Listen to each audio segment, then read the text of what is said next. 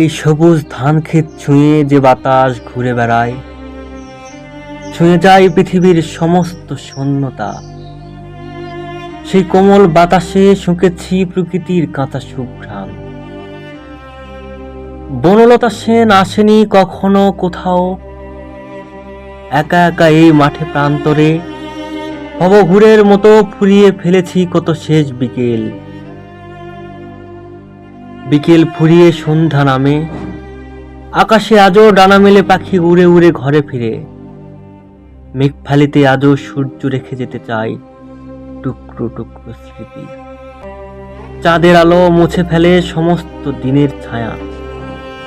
নিঃসঙ্গতার কবির সাথে আজও দেখা হয়নি, আমাদের কোথাও কখনো দেখা হবার কথা ছিল না।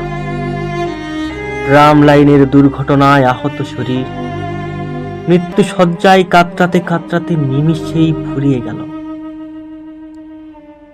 কিংবা কখনো দেখা হবে না নাটোরের বনলতা সেন।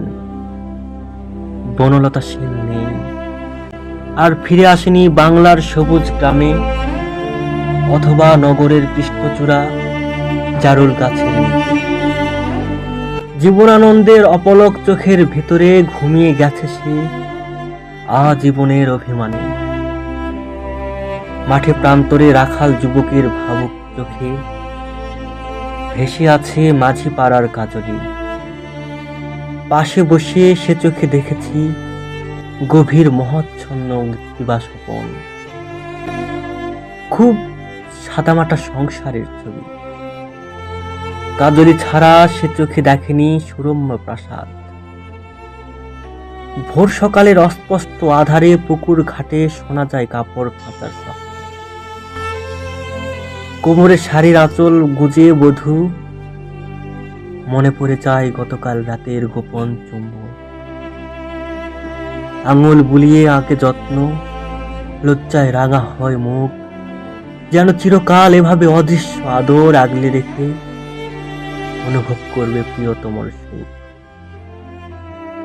সে যে বনলতা সেন নয়, বনলতা সেন কোথাও নেই, আর ফিরে আসেনি বাংলার সবুজ গ্রামে।